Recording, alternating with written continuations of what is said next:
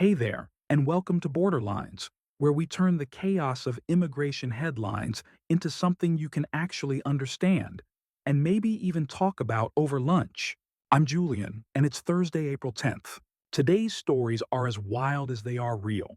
A federal immigrant registry is launching tomorrow.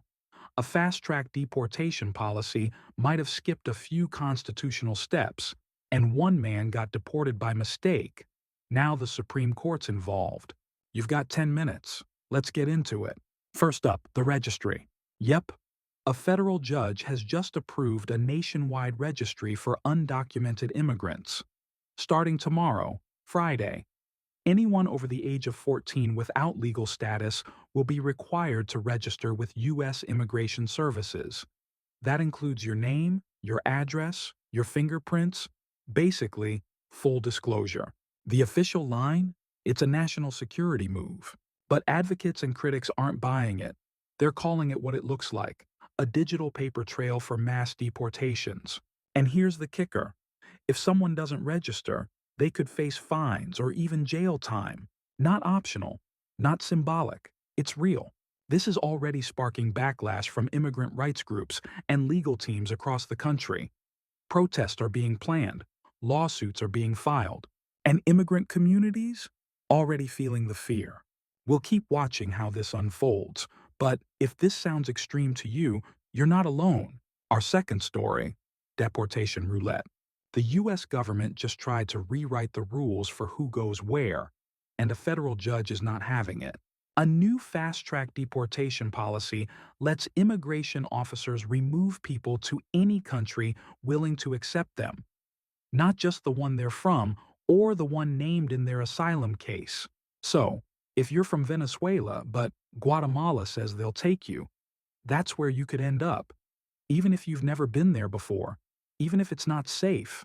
The government says they'll only do this if they believe you probably won't face torture.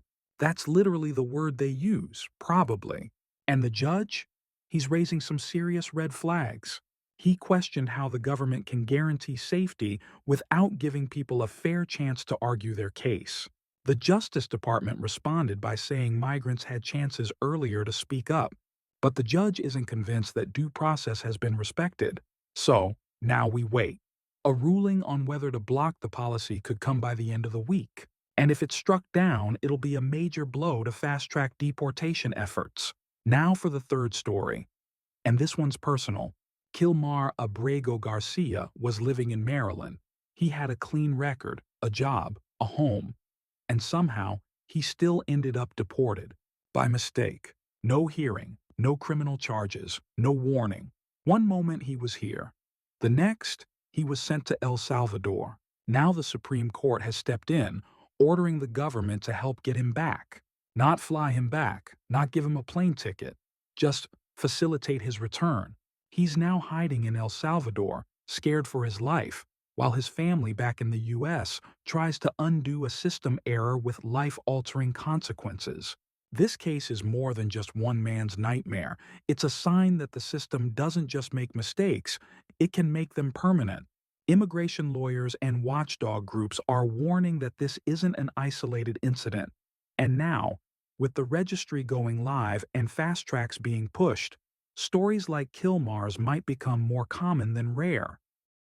Let's wrap up with a few quick hits. What to watch this week. First, protests over the new registry are planned in major cities across the country. Expect big demonstrations this weekend in Los Angeles, New York, and Houston. Second, the judge in California could rule on the fast-track deportation policy any day now.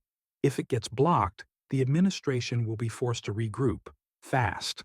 And finally, a new immigration bill focused on asylum processing has quietly passed through committee.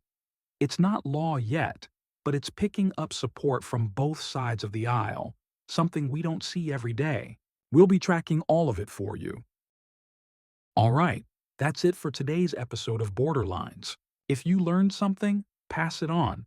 Share this episode, hit follow, leave a quick review, or just send it to someone who thinks immigration policy is boring. It's definitely not. I'm Julian. Stay loud, stay informed, and I'll catch you next time.